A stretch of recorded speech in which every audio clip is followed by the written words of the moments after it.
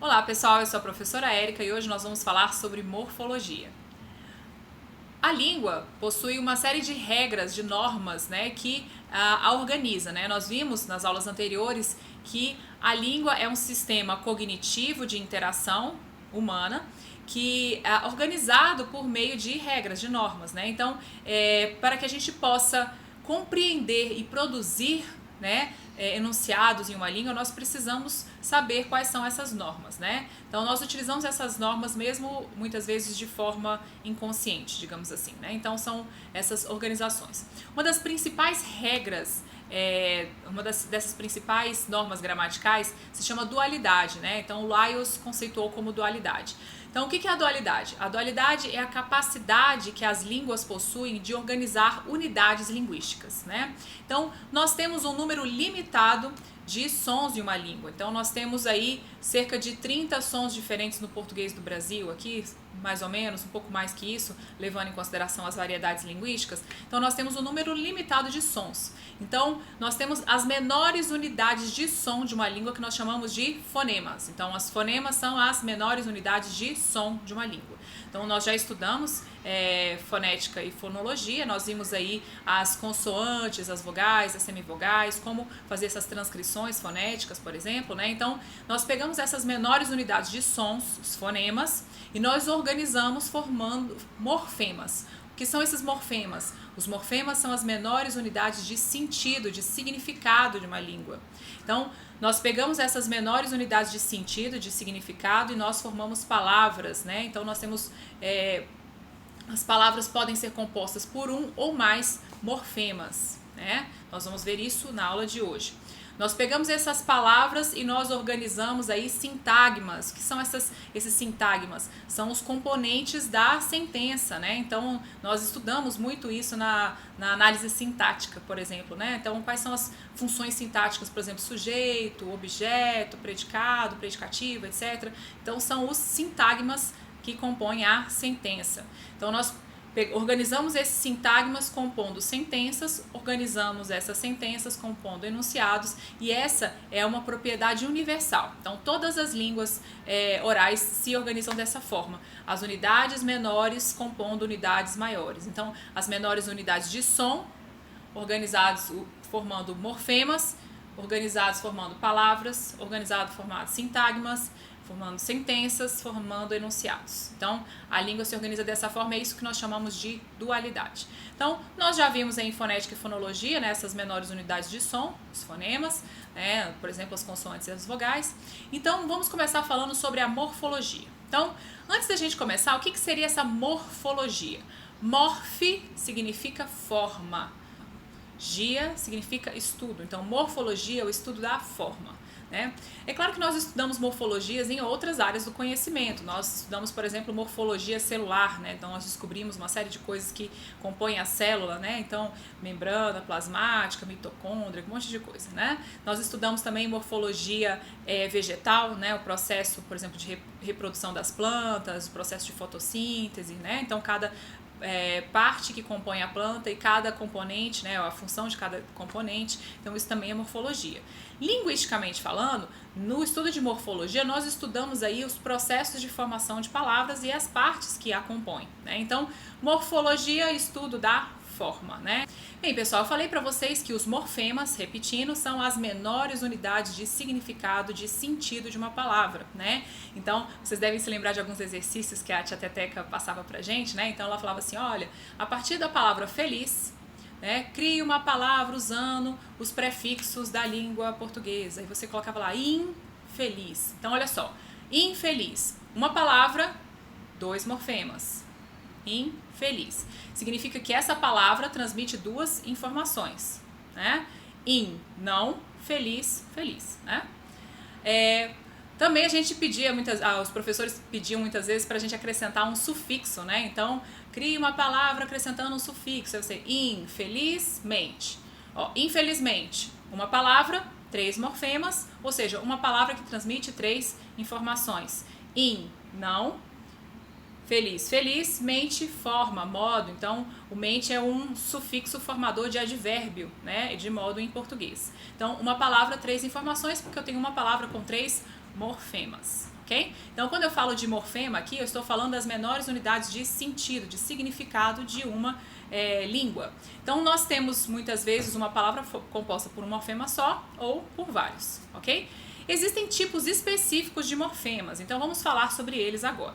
O primeiro tipo de morfema e o principal é o que nós chamamos de radical. Então, o que é o radical? O radical é o principal tipo de morfema, é o morfema obrigatório. Toda palavra tem um radical, pelo menos, né? Então, uma palavra, um radical. Pessoal, quando a gente fala de radical aqui, é esse radical que vai transmitir o principal sentido da palavra, o principal significado dessa palavra, tá? Tomem cuidado para vocês não confundirem radical com raiz, são coisas diferentes. Radical é a principal informação da palavra. Raiz mostra a origem da palavra. Então, muitas vezes, nós podemos ter coincidido o radical e a raiz, outras não. Então, para a gente identificar a raiz de uma palavra, a gente precisa fazer um estudo etimológico da palavra, né? Então, vou dar o exemplo aqui da palavra comer. Comer. Radical da palavra comer é com, até o M, né? Comer. Comer até o M, né?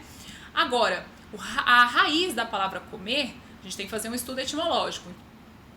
Com edere, que virou comedere, uma palavra só, que virou comere, que virou comer. Então, nós temos aí o com, preposição, edere, o verbo em latim, né? Então, na verdade, a raiz da palavra comer é esse edere, que seria o ER aí, o que restou do ER aí na palavra comer. Mas o radical da palavra é o com, né? De comer. Então, cuidado, raiz e radical são coisas diferentes, tá? Então, quando eu falo de radical, eu tô falando do principal morfema da palavra, morfema obrigatório, toda palavra tem radical, e é aquele morfema que transmite a principal informação da palavra, certo? Depois nós temos a vogal temática. O que seria essa vogal temática? A vogal temática é a vogal que se associa ao radical, permitindo aí o acréscimo de outros morfemas, né? E vocês vão ver que a junção entre raiz e vogal temática é o que nós chamamos aqui de tema. Exemplo aí a palavra rosa. Então, até o S nós temos o radical e o A, vogal temática, né? Pedra, então mesma coisa, até o R nós temos radical e o A, vogal temática, né? Livro, até o R nós temos o radical e o O, vogal temática, tá? Nós temos vogal temática também nos verbos, né? Então, no caso dos verbos, a vogal temática vai indicar a conjugação do verbo. Então, nós temos os verbos terminados em ar, né? Por exemplo, cantar, dançar, são verbos da primeira conjugação. Esse A indica a vogal temática do verbo, que indica a conjugação. Nós temos os verbos terminados em er, né, que são da segunda conjugação, beber, comer. É uma coisa interessante também que no caso em português nós temos alguns verbos terminados em or, que também são da segunda conjugação, né? Porque na verdade o verbo por, né, ele era poere, né? Então são verbos então são essa categoria dos verbos terminados em or, né? Compor, depor, né? Derivados do por exemplo, são também da segunda conjugação. E o ir, que são da terceira conjugação. Então o a, e o i são as vogais temáticas verbais, ok? Então, junção de vogal temática mais o radical, nós temos aí o tema, tá? Então, tema é a mesma coisa que radical mais vogal temática. Pessoal, algumas palavras não têm vogal temática, né? Então, por exemplo, a palavra mar, a palavra luz, não tem vogal temática. Também é comum. Lembrando que, no mínimo, eu tenho radical, né? A vogal temática não é para todas as palavras também. E nós temos também algumas palavras, por exemplo, alguns verbos que ao conjugar, a gente não consegue identificar naquela forma a vogal temática, né? E nós vamos ver alguns exemplos nos exercícios. Bem, nós temos também os afixos na língua, que também são outros tipos de morfema. Os afixos, na verdade, são morfemas que modificam o sentido da palavra. Os afixos, eles podem vir antes, depois ou no meio do radical. Em português, nós não temos afixos que vêm no meio do radical. Então, os afixos ou vêm antes ou vêm depois. Nós chamamos de prefixo ou sufixo, tá? Agora, em algumas outras línguas, nós temos, algumas línguas, aliás, nós temos afixos também no que cortam radical, que quebram radical, ok? Então, em português nós temos aí prefixos, que são aqueles afixos que vêm antes do radical, e os sufixos, que são aqueles afixos que vêm depois, né? Então, o que os afixos fazem, sejam eles, né, a pré ou pós, né, o prefixo ou sufixo? Os afixos, eles são modificadores do sentido da palavra, então eles podem modificar o sentido da palavra, eles podem adicionar uma informação à palavra e eles podem também mudar a classe gramatical da palavra. Então, os afixos, eles são modificadores, eles sempre alteram o sentido original da palavra, ok? Nós temos aí as desinências também, né? Então, nós temos as desinências nominais e as desinências verbais. O que as desinências, elas não vão, qual a principal diferença dos afixos e das desinências? As desinências não vão mudar o sentido da palavra. As desinências vão flexionar a palavra. Então, o sentido original é o mesmo, mas eu tenho aqui flexão. As desinências nominais, elas vão indicar aí gênero e número. Sempre gênero e número. Então, por exemplo, menina, meninas, né? Então, eu tenho o A indicando gênero feminino e eu tenho o S indicando plural. Né? Então, são os morfemas, né, que indicam gênero e indicam plural, ou seja, são as desinências nominais aqui que indicando gênero e desinência de gênero e desinência de número. Uma coisa interessante a respeito da língua é o seguinte, duas observações. Quando esse morfema está vazio, ele também é significativo. Por exemplo, a palavra menina, menina. Então, eu tenho até o N ali, eu tenho radical, eu tenho o A indicando gênero feminino, e eu não tenho nada ali depois do A, ou seja, essa desinência de plural, de número, aliás, está vazia. Então, se a desinência de número está vazia, significa que eu tenho singular. Se ela está preenchida, se eu tenho S, por exemplo, meninas, indica que é plural. Então, os morfemas vazios também são significativos na língua. Uma outra coisa interessante que alguns linguistas divergem aí é a respeito do O. Por exemplo, eu tenho menina, mas eu tenho menino. Então, alguns linguistas consideram o O desinência de gênero, né, masculino, e outros indicam aí um tipo de vogal temática, né? Por quê? Porque no caso, quando eu falo menino, eu não estou falando necessariamente do sexo masculino, mas eu estou falando aqui, estou generalizando, menino, filho, aluno, aliás, né? Aluno. Então, um exemplo, se alguém pergunta assim, você tem filhos? Você tem filhos? Se você tem uma menina, por exemplo, você não vai dizer não. Você vai dizer, tenho uma menina, né? Então, quando esse O aí não está indicando necessariamente masculino, mas está indicando aí está generalizando, né? Então, alguns linguistas discordam se esse O é uma desinência de gênero ou se esse O é uma espécie de vogal temática, ok? Portanto, cuidado. O A necessariamente vai indicar o gênero feminino, mas o O não necessariamente está indicando o sexo masculino, ok? Então, beleza. E também nós temos aqui as desinências verbais. As desinências verbais, nós temos dois tipos de desinência verbal. Nós temos a desinência de tempo e de modo. Temos a desinência de número, pessoa. Então, exemplozinho aqui para facilitar a nossa vida. A palavra cantávamos. Então, a gente pode dividir a palavra cantávamos em 4 morfemas. Até o T, nós temos o radical, que indica a ação que nós estamos representando por essa palavra. O A está indicando a vogal temática, ou seja, esse verbo pertence à primeira conjugação, cantar, né? O VA está indicando aí o tempo e o modo, então cantávamos está no pretérito imperfeito do modo indicativo, porque esse VA está indicando o tempo e o modo, ou seja, tempo, pretérito imperfeito e modo indicativo, né? Cantávamos, o mos está indicando aí o número pessoa, ou seja, nós cantávamos, primeira pessoa do plural. Então, quando eu falo aqui de desinências verbais, nós temos 2 tipos, tempo e modo. Agora, a mesma coisa, quando esse espaço está vazio, isso aqui também é significativo, porque, por exemplo, nós temos cantávamos, mas se você tirar o vá, nós temos cantamos, né? Cantamos. Então, esse espaço da desinência de tempo e modo está vazio. Se ele está vazio, ele também é significativo. No caso do português, cantamos, presente do indicativo. Agora, esse espaço do morfema, da desinência de tempo e modo está vazio. Então, isso é o que nós chamamos de morfema zero. Então, o que é o morfema zero? É quando eu tenho o espaço do morfema lá, mas ele não está sendo ocupado. Então, o morfema zero também é significativo em português, né? Então, a principal diferença entre as desinências e os afixos é essa. As desinências não criam uma palavra, não adicionam uma palavra, não mudam a classe da palavra. Agora, os afixos, sim, fazem tudo isso, ok? Então, nós temos aqui as partes de todas as classificações dos morfemas. Então, repetindo, nós temos o radical, que é a principal morfema, a principal informação que a palavra pode transmitir.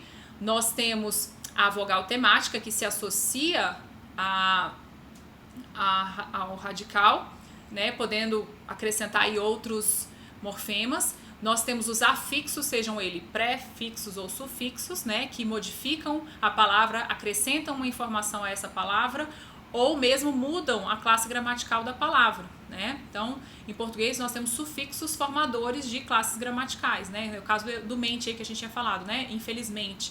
Então, infeliz é um adjetivo. Agora, o mente, né, acrescentado a infeliz, fica infelizmente, é um advérbio. Eu mudei a classe gramatical da palavra. Portanto, eu acrescentei um sufixo. Tem que ser um afixo, né? Um tipo de afixo. E nós temos também as desinências, ok? As desinências flexionam a palavra, acrescentando informações do tipo gênero, número. Nós temos também as desinências verbais, que indicam aí tempo, modo ou número, pessoa. Bem, sobre os processos de formação de palavras, nós temos alguns processos diferentes em língua portuguesa. O primeiro processo é o processo de derivação. Então, nesse processo de derivação, eu tenho uma palavra que foi originada em outra, né? Então, nós temos vários tipos de processo de derivação. O primeiro deles é o processo de derivação prefixal. Então, o que é isso? É você acrescentar um prefixo a um radical. Então, processo de derivação prefixal é o acréscimo de um prefixo, né? Então, o exemplo que eu tinha dado para vocês, feliz e infeliz. Derivação prefixal.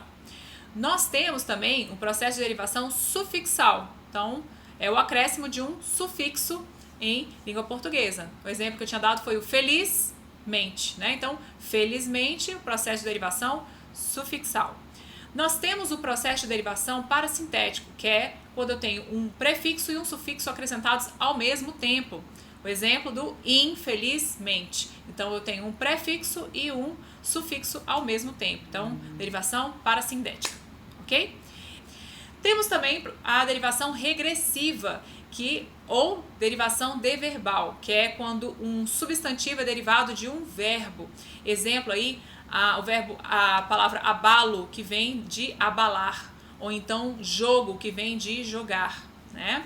Temos também a derivação imprópria, que na verdade é a mudança de uma classe gramatical de uma palavra. Então, a palavra permanece a mesma, mas ela assume uma nova classe gramatical em um determinado contexto. Então, por exemplo, governar é preciso, governar é verbo, mas nessa frase, governar é preciso, essa palavra está exercendo função de um substantivo. Então, eu substantivei um verbo, portanto, eu estou fazendo um processo de derivação imprópria, que é a mudança de classe gramatical, ok? Temos também o processo de composição. Pessoal, no processo de composição, eu tenho um processo um pouco diferente, por quê? Porque eu tenho a junção aqui de dois radicais. Eu tenho pelo menos dois radicais em uma palavra. Então, alguns gramáticos não consideram tipos diferentes de composição, mas existem dois tipos diferentes aí por alguns, né? Então, primeiro é a derivação por justa posição, é quando eu simplesmente acrescento um radical ao outro e não tenho nenhuma perda, nem fonológica, nem morfológica, né? Nessa junção. Então, eu simplesmente coloco um depois do outro. Exemplos aí, guarda-roupa, né? Dona de casa. Então, eu estou formando uma palavra a partir de outras, né? Juntando, posicionando uma após a outra, ok? E temos também o processo de aglutinação. Então, nesse processo de aglutinação, eu também vou associar duas palavras ou mais para formar uma palavra nova. Na verdade, eu tenho aí a presença de dois radicais, mas eu tenho perda de som ou parte mórfica, né? Exemplo aí a palavra petróleo, que vem de pedra mais óleo, petróleo. Então observem que eu tenho a perda aí do A de pedra, né? Tem a passatempo, que vem de passar tempo, ou seja, eu perdi o R aí, né? Então esse é um processo de aglutinação. Então, repetindo, a derivação, eu tenho a acréscimo aí de sufixos e prefixos, né? Ou seja, acréscimo de afixos na língua. Eu tenho também o processo de derivação imprópria, que eu mudo a classe gramatical. E eu tenho também o de regressão, que eu eu crio um substantivo a partir de um verbo.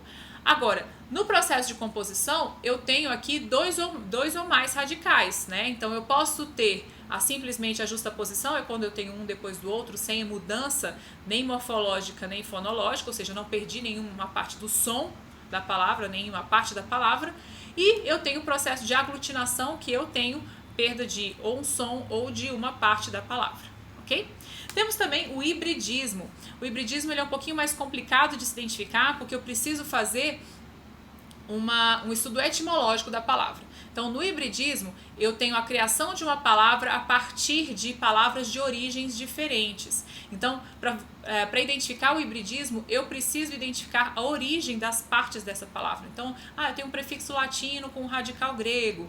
Então, é um pouco mais difícil da gente identificar, mas também existe esse processo, né? Exemplo é a palavra sociologia, que vem de uma parte em latim e outra parte do grego, né? Então, temos esse processo também. Temos também o processo de redução, que ele é bastante comum na língua, né? Então, por exemplo, a palavra moto, que vem de motocicleta, né? Nós temos aí a palavra foto, que vem de fotografia, né? Enfim, a palavra... enfim, alguns nomes, alguns apelidos também, né? Zé, vem de José. Enfim, então, processo de redução, né? E, por último, nós temos aí a onomatopeia, que na verdade é a tentativa de reproduzir um som em uma língua, né? Então, o tic-tac, o toque-toque, então é a tentativa de reproduzir o som em uma... é a tentativa de reproduzir um som, né? Um barulho, né? Então, esses são os processos básicos de formação de palavras em português. Então, pessoal, espero que vocês tenham gostado do vídeo, né? Uma breve introdução à morfologia e nos vemos na próxima aula. Um abraço!